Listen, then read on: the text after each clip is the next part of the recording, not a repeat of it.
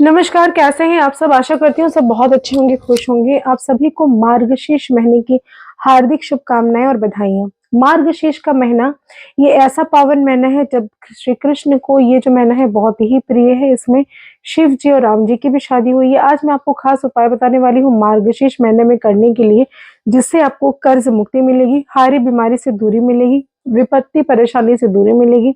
हर तरह की चीज़ें जो आप मैनिफेस्ट करना चाहते हैं वो सब मिलेगा, भौतिक सुख सुविधाएँ मिलेंगी। तो चलिए इसके पहले एक छोटा-सा विनम्र निवेदन, अगर आप अभी तक आपने मेरे और आपके दोनों के यूट्यूब चैनल को लाइक नहीं किया, शेयर नहीं किया, सब्सक्राइब नहीं किया, तो ज़रूर करिए। इंस्टाग्राम और फेसबुक पर भी मुझे फॉलो करना बिल्कुल ना भूलें। आज मैं आप सभी से एक ऐसी खास विशेष उपायों के बारे में बात करने वाली हूँ, जिससे अगर आप मार्गशीर्ष के महीने में, जिसे हम अगहन भी कहते हैं, जो कि अभी चल रहा है, 16 नवंबर से लग गई है और 15 दिसंबर तक ये मार्गशीर्ष का महीना रहने वाला है। अगहन के महीने में कई सारी चीज़ें की जाती हैं, जिससे आपके जितने भी पाप हैं उन सब से आप मुक्त हो सकते हैं, जितनी भी परेशानियाँ हैं उन सब से मुक्त हो सकते हैं। लेकिन उसके पहले आपको कुछ चीज़ें बताना चाहती हूँ। जैसे हम सभी जानते हैं, कार्तिक का महीना भी इम्पोर्टेंट था, कृष्ण जी को पसंद था, मार्गशीर्ष का महीना भी इम्पोर्टेंट है, कृष्ण जी को पसंद। तो चलिए ये हर एक महीने का ना अपना एक अलग-अलग ऑरा होता है। हर एक महीने में अलग-अलग उपाय द्वारा हम अपने आप को अच्छा कर सकते हैं, अपनी ज़िंदगी में सुधार ला सकते हैं। कई सारे उपाय, चंद छोटे-छोटे उपाय हैं, जिन्हें करके आप अपनी ज़िंदगी में खुशियाँ ला सकते हैं। लेकिन उससे भी बड़ी बात क्या है ना, कि आपको ज़िंदगी में सबसे पहले खुद को सही करना चाहिए। अगर आप खुद सही हैं, तो दुनिया सही लगेगी। अगर आप किसी को गलत ठहराते हैं, किसी के ऊपर उँगली उठाते हैं, तो ये आपकी समस्या है, किसी और की नहीं। अपने आप को ही आप परेशान करते हैं। तो इन सारी चीज़ों से तो हमें बहुत कुछ सीखना चाहिए। भगवान की गाथाएँ पढ़िए, उनके ग्रंथ पढ़ें। तो चलिए बताती हूँ कौन सा ऐसे खास उपाय। कहा जाता है कि मार्गशीर्ष के महीने में जो भी व्यक्ति गीता का पाठ करता है, उसे समस्त पापों से मुक्ति मिलती है, मोक्ष को वो प्राप्त होता है। और ऐसे भी गीता का पाठ करना बहुत ही अच्छा माना जाता है, लेकिन मार्गशीर्ष की महिमा ही कुछ और है। इसके अलावा इस महीने में राम जी की भी शादी हुई थी, शिव जी की भी शादी हुई है, अलग-अलग पुराणों में इसका वर्णन किया गया है। तो ये जो महीना है, इस महीने में काफ़ी सारी चीज़ें ऐसी हैं, जिसे आपको अवॉइड करनी चाहिए, नहीं करनी चाहिए, और बहुत सारी ऐसी चीज़ें हैं, जो करनी ही करनी चाहिए। सबसे पहले बता दूँ कि कृष्ण जी को समर्पित इस महीने में आपको ज़रूर से ज़रूर सूखी हुई तुलसी की लकड़ी को चंदन के सिलबट्टे पर, जिसमें आप चंदन घिसते हैं, उस पे रखकर आपको ज़रूर से ज़रूर घसना चाहिए और उसका तिलक तैयार करना चाहिए।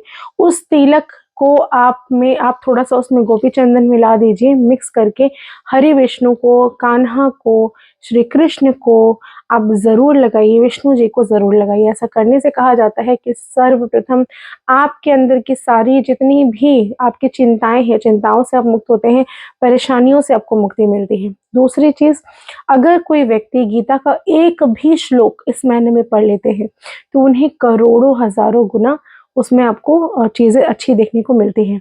इसके अलावा आपके लाइफ में हर प्रकार की परेशानियों से भी आपको मुक्ति मिलती है। आपको घी का दीपक ज़रूर प्रज्वलित करना चाहिए। श्री कृष्ण जी के सामने कहा जाता है, मार्गशीर्ष के महीने में जो व्यक्ति घी का दीपक कृष्ण जी के सामने जलाता है या विष्णु जी के सामने जलाता है, उसकी हर प्रकार की मनोकामना जो है वो सिद्ध हो जाती है। तीसरी चीज़, आपको हर प्रकार से पापों से मुक्ति मिलती है अगर आप गंगा स्नान करते हैं।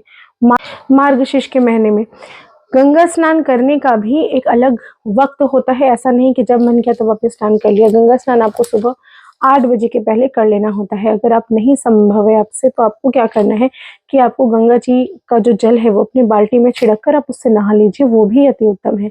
इस महीने में अगर आप किसी को भी अन्नदान करते हैं, जैसे मान लीजिए किसी को नीड है, किसी की ज़रूरत है, नीडी पर्सन है, तो उसे जाके अन्न का दान करिए, ग्रोसरीज़ उनको देकर आइए। ऐसा करने से कहा जाता है कि करोड़ों लाखों गुना जो भी आपकी मतलब आपने कांड किए हों, जितने भी कर्म आपने किए हैं, उन सब का फल आपको प्राप्त होता है। कहा जाता है कि मार्गशीर्ष के महीने में जो भी व्यक्ति हरि नाम करता है, विष्णु जी के भजन गाता है, कृष्ण जी के भजन गाता है, कृष्ण जी के मंदिर जाता है, राधा जी के मंदिर जाता है, तो इसमें आपकी जितनी भी कलेश रिलेशनशिप्स में हैं, जितनी भी परेशानियाँ आपको लोगों द्वारा दी जा रही है, उन सबसे मुक्ति मिलती है। कहा जाता है कि मार्गशीर्ष के महीने में खाटू श्याम के दर्शन करना अनिवार्य होता है। ऐसा करने से श्री श्याम की तो आशीर्वाद आपको मिलते ही है, बरबरी जिसे हम कहते हैं, इसके अलावा श्री कृष्ण का भी आशीर्वाद आपको मिलता है। मार्गशीर्ष के महीने में अगर आप जो भी क्रियाएं करते हैं, भगवान को नहलाते हैं शहद से, तो आपके हर प्रकार के रोग बीमारियां दूर होती हैं। शहद से स्नान करवाना, उसके बाद दूध, कच्चे दूध से शंख में डालकर स्नान करवाना, ये सारी चीज़ें बहुत ही खास है। इसके अलावा सबसे इम्पॉर्टेंट चीज़, अगर आपको कर्ज बहुत ज़्यादा हो गया, काफ़ी कर्जे में आप हैं और आपको समझ नहीं आ रहा कि कर्ज से मुक्ति कैसे मिलेगी, तो गजेंद्र स्रोत जिसे कहते हैं, गजेंद्र स्रोत एक हाथी और मगरमच्छ की कहानी है। अभी वर्णन करने जाऊंगी तो काफ़ी समय चला जाएगा। यूट्यूब पे जाके सर्च करिए या इमेजेस निकालिए, या फिर आपके पास किताब है तो किताब देखिए। गीता में भी इसका वर्णन है, दूसरे खंड में इसका वर्णन किया गया है। गजेंद्र स्रोत में कम 33 श्लोक्स हैं, 33 श्लोक है उसमें। आप उसको अगर आप पाठ कर लेते हैं एवरी डे, तो इससे आपके जितने भी कर्ज हैं उससे आपको मुक्ति मिल जाती है, पैसे आना घर में शुरू हो जाती है, विपत्तियां दूर होती हैं, शत्रुओं का नाश होता है, आपकी वाणी सही होती है, आपके जितने भी शत्रु हैं वो परास्त हो जाते हैं। इसके अलावा अगर आप इस मार्गशीर्ष के महीने में दक्षिणावर्ती शंख अगर आपके घर पर है, उसके अंदर चावल डाल के रहते हैं बिना टूटा हुआ, और उसमें एक चांदी का सिक्का डाल देते हैं, ऐसा करने से आपके घर में कभी भी अन्न और धन की कमी नहीं रहती है। मार्गशीर्ष के महीने में एक शंख में जल भर के रखिए और उसको सारे घर पर छिड़काव करिए। ऐसा करने से नकारात्मक ऊर्जा घर से बाहर होती है। ये चंद चीजें अगर आप मान लेते हैं इस महीने में। और क्या नहीं करना चाहिए, जीरा का सेवन मना किया गया है इस महीने में। आप अगर संभव हो तो जितना ज़्यादा हो सके गौशाला में जाइए, समय बिताइए, गायों के साथ, गायों के बीच रहिए।